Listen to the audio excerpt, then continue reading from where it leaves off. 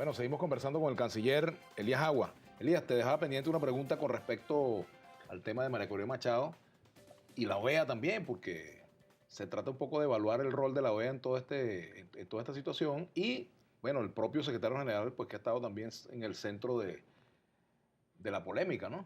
No es muy querido en el gobierno y tampoco es muy querido en la oposición, como él mismo lo dice, ¿no? No, nosotros sí lo respetamos y lo apreciamos. Ahora, cuando pasa los límites del respeto de nuestra soberanía y nuestra independencia, siempre le hemos respondido y le vamos a responder. Mira, yo creo que la OEA hay que valorar en su justa dimensión lo que ha ocurrido, ¿no? El Consejo Permanente, que es donde están los embajadores de los países, es expresión de los cambios que han ocurrido en América Latina. Es la nueva América Latina, donde el gobierno de Estados Unidos no puede dictar órdenes como lo hacía en el pasado y con la cual se justificaron invasiones, golpes de Estado en nuestro continente durante los 60, 70, 80, ¿no? Ahora, la estructura de la OEA sigue siendo la misma, la burocracia de la OEA sigue siendo la misma, absolutamente orientada a defender los intereses de Estados Unidos en la región y de los intereses de las clases dominantes en la región. Ni de los pueblos ni de los gobiernos que expresen una voluntad popular. Realmente, nosotros, el Consejo Permanente es una cosa y valoramos mucho y agradecemos mucho. De hecho, yo mañana voy a transmitir el agradecimiento, por ejemplo, a la comunidad del CARICOM por la posición firme, digna que tuvieron en defensa de la soberanía, de la independencia, de la paz en Venezuela. Respecto al segundo tema, mira, no son comparables. Las dos antecedentes al tema Con respecto al tema de la presencia de María Corina como de la representante diputada. alterna. Recuérdate que eso, la primera vez que ocurrió, que fue el propio gobierno de Panamá, fue el cura Miguel de Escoto. De Nicaragua. De Nicaragua. Canciller de Nicaragua. Bueno, no era canciller, era dirigente del Frente Sandinista Liberación Nacional. Estaba en la última etapa de la dictadura, donde Somoza decidió bombardear y arrasar todos los barrios de Managua. Se estaba cometiendo un verdadero genocidio. Hubo un consenso en toda la OEA, incluyendo Estados Unidos, para que el padre Miguel de Escoto, en nombre del pueblo de Nicaragua, denunciara el genocidio que se estaba cometiendo por parte de Somoza.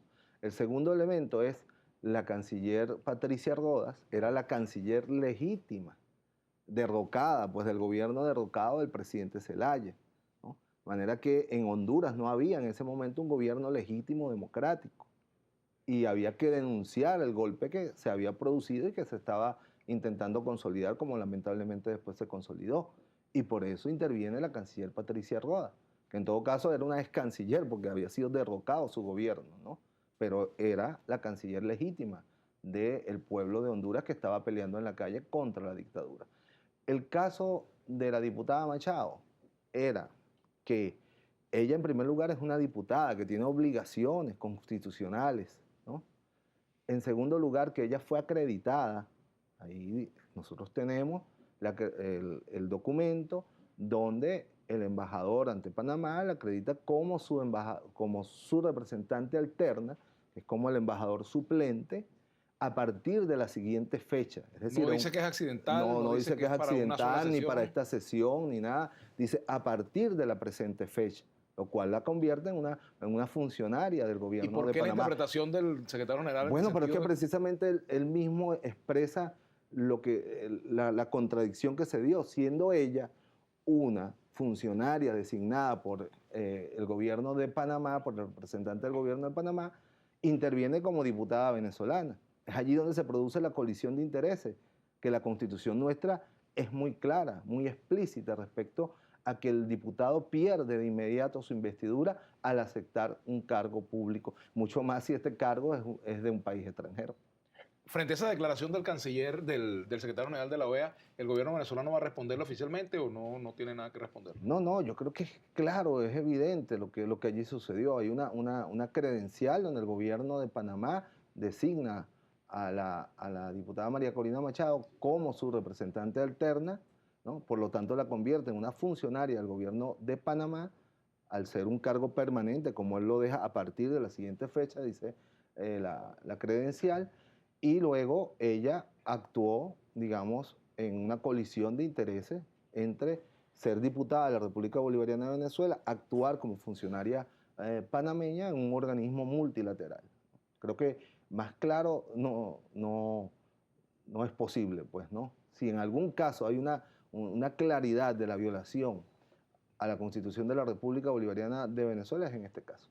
Ahora, Elías, con respecto a eso, digamos, pudiera pensarse o no que la declaración del canciller, del secretario general de la OEA es una forma de intromisión en los asuntos internos de nuestro país, o el secretario general de la OEA puede opinar sobre situaciones internas de cualquier país. Bueno, recordemos que el secretario general de la OEA debe estar sometido a muchísimas presiones. Muchísimas presiones.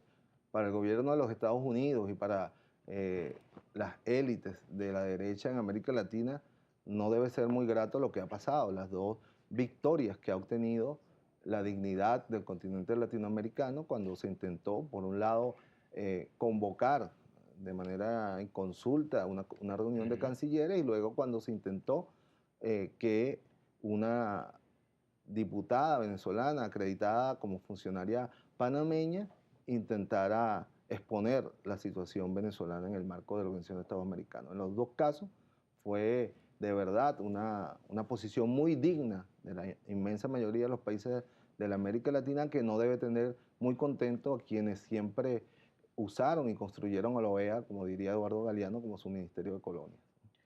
El diputado Alfonso Marquina anunció que va a viajar a Venezuela una delegación de la Unión Interparlamentaria Mundial para verificar las denuncias de violaciones a los derechos humanos.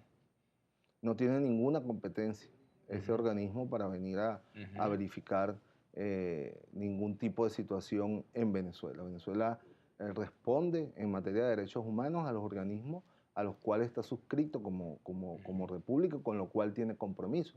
Uno de ellos, UNASUR, Mercosur y el Consejo General de Derechos Humanos de las Naciones Unidas. ¿Y alguna de estas instancias podrá venir a Venezuela a verificar estas denuncias?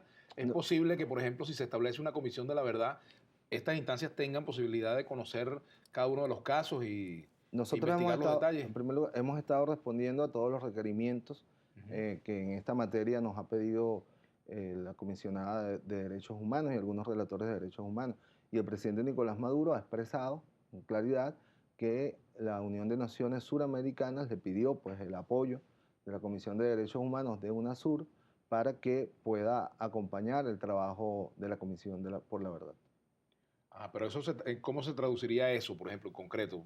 ¿Ustedes invitarían a una delegación que venga a Venezuela a verificar, a entrevistarse con los familiares? Claro, el presidente quiere que en la Comisión de la Verdad y con ese acompañamiento de técnicos, de la UNASUR, que ya han probado además su eficacia. Tú recuerdas el caso de Bolivia, la masacre de Pando, cómo con especialistas de toda nuestra América del Sur se dictaminaron la verdad de los hechos y la responsabilidad del caso en la masacre de Pando en Bolivia, ¿no?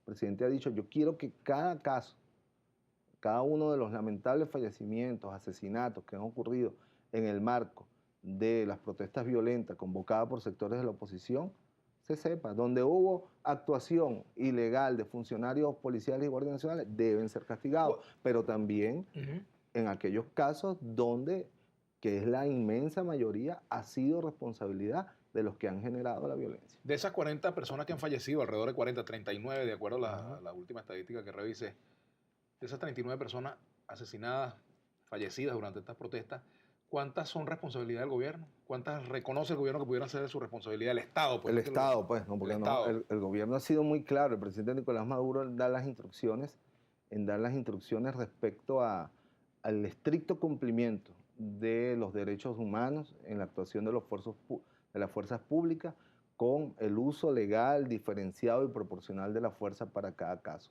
Solo en este momento serían imputables a funcionarios policiales, según lo ha expresado la Fiscal General de la República, 3 casos, ¿no? Que serían presuntamente las 2 primeras muertes que ocurrieron el 12 de febrero, y el caso muy lamentable de la joven Geraldine en Valencia, ¿no?